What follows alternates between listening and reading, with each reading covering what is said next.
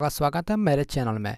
तो Indian railway की तरफ से ये वैकेंसी आई है बनारस लोकोमोटिव वर्क यानी वाराणसी की तरफ से ये वैकेंसी आई है। 15/1/2021 को ये डेट इशू हुआ था और 15 तारीख जनवरी 2021 से स्टार्ट भी हो चुका है।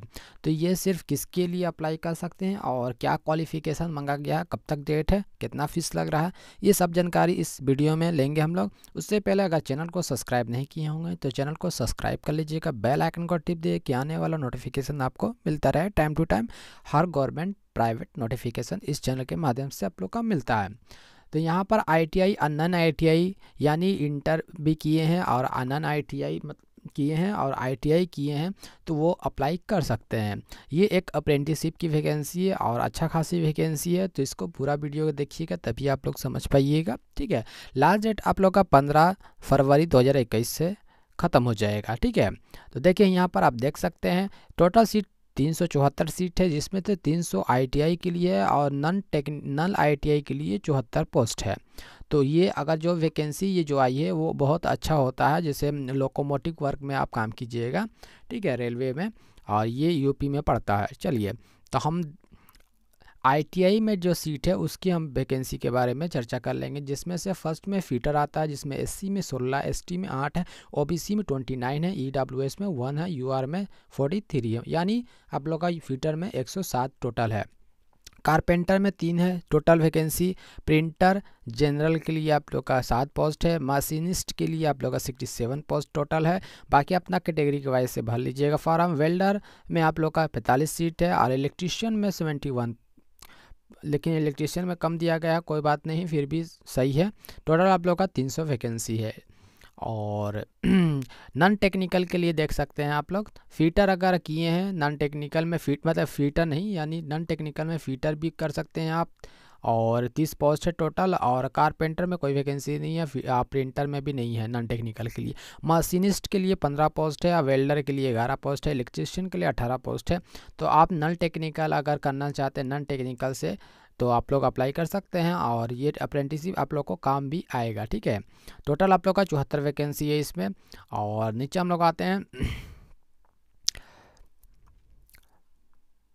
बाकी यहाँ पर आप देख सकते हैं मिनिमम क्वालिफिकेशन की बात किया गया है। तो अगर नॉन ITI हैं तो candidate in the pass 10 class, अगर 5 से एग्ज़ाम इक्विवेलेंट 10+2 होना चाहिए, ठीक ना। उसके साथ अगर 10+2 आप किए हैं 50% होना चाहिए मिनिमम आप लोग का पार्क, ठीक ना। कैंडिडेट शुद्ध है पास होना चाहिए, मतलब क्वालिफाई हो जाना चाहिए 15/1/2021, यानी आप लोग का जो नोटिफिकेशन 15 जनवरी 2021 को अगर नोटिफिकेशन आया है तो उससे पहले आप लोग का ये आप लोग का सर्टिफिकेट होना चाहिए। ठीक है, और बाकी ITI के लिए यहाँ पर एजुकेशन क्वालिफिकेशन 10 क्लास पास हैं या 10+2 से आप ITI किए हैं या 10 क्लास से पास किए हैं, ITI किए हैं तो आप लोग 50% लेकिन मार्क होना चाहिए। दूसरी बात कि 15/1/2021 से आप लोग का पास आउट होना चाहिए। बाकी अपेयरिंग वाले जो स्टूडेंट है वो अप्लाई नहीं कर सकते हैं, यहाँ पर मेंशन कर दिया गया है। लेकिन 15/1/2021 से अगर आप लोग का रिजल्ट आ चुका है तो आप लोग भर सकते हैं, बट उससे पहले आएगा तो आप लोग नहीं भर सकते हैं, यहाँ पर मेंशन साफ साफ कर दिया गया है। बाकी यहाँ weightage will the given the higher education तो अगर आप हायर एजुकेशन यानी पॉलिटेक्निक BTech किए हैं तो कोई यहाँ पर आप लोग का हायर एजुकेशन का वेटेज नहीं दिया जाएगा। बाकी यहाँ अप्लाई कौन कर सकते हैं, NCBT से किए हैं अगर ITI और SCBT से किए हैं तो आप लोग अप्लाई कर सकते हैं, कोई दिक्कत नहीं है। ठीक है, बाकी यहाँ पर एज रिलेक्शन का बात किया गया है। तो एज रिलेक्शन आप देख सकते हैं, यहाँ पर नीचे हम लोग आते हैं, यहाँ शेड्यूल कास्ट और शेड्यूल ट्राइब के लिए 5 ईयर्स दिया गया है और अदर बैकवर्ड क्लास के लिए 3 ईयर्स, फिजिकल हैंडीकैप के लिए UR में 10, SC ST में 15 ईयर, OBC में 13 ईयर हैंडीकैप के लिए दिया गया है। एक सर्विसमैन के लिए भी दिया गया है जिसमें से 3 ईयर्स दिया गया, सुटेबल मोर देन 10 ईयर्स दिया गया है। बाकी आप लोग देख सकते हैं। और नॉन ITI में 15 ईयर से लेकर 22 ईयर वाले भर सकते हैं और उसमें एज रिलेक्शन दिया गया है। बाकी ITI जो पास किए हैं वो है ना 15 से 24 ईयर्स वाले भर सकते हैं और उसमें एज रिलेक्शन दिया गया है। तो बाकी आप लोग देख लीजिएगा किसके अंतर्गत आते हैं तो आप लोग अप्लाई कर सकते हैं। बाकी यहाँ पर नीचे हम लोग आते हैं,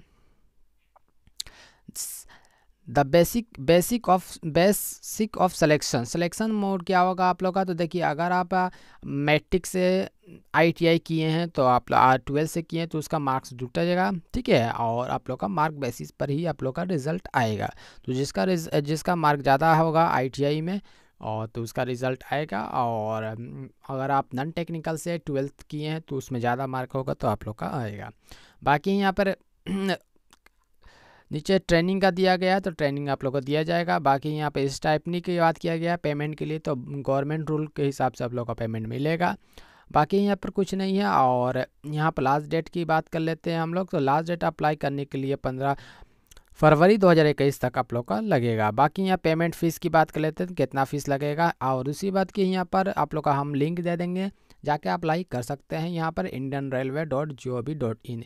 और बाकी यहाँ पर बताया गया है कितना केबी से कितना केबी का फ़ोटो लगेगा या अप्लाई कर सकते हैं। बाकी यहाँ सर्टिफिकेट में क्या क्या लगेगा ये भी दिया गया है।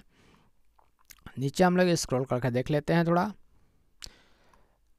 पेमेंट की बात कर लेते हैं तो पेमेंट हम लोग देख लेते हैं कितना लग रहा है पेमेंट। हाँ, पेमेंट के लिए यहाँ पर दिया गया एप्लीकेशन फ़ीस। एप्लीकेशन फ़ीस 100 रुपया लगेगा, जिसमें से कौन वाले किसके लिए लगेगा 100 रुपया, तो ये भी हम लोग मेंशन कर लेते हैं, ठीक है। 100 रुपया सिर्फ लगेगा जनरल कैटेगरी और OBC के लिए लगेगा। बाकी है ना SC ST के लिए कोई पैसा नहीं लगेगा, और SC ST PWD फीमेल के लिए भी कोई पैसा नहीं लगेगा। तो आई होप आप लोग को 100 रुपया लग रहा है तो कोई प्रॉब्लम नहीं है, 100 रुपया में अप्लाई कर सकते हैं।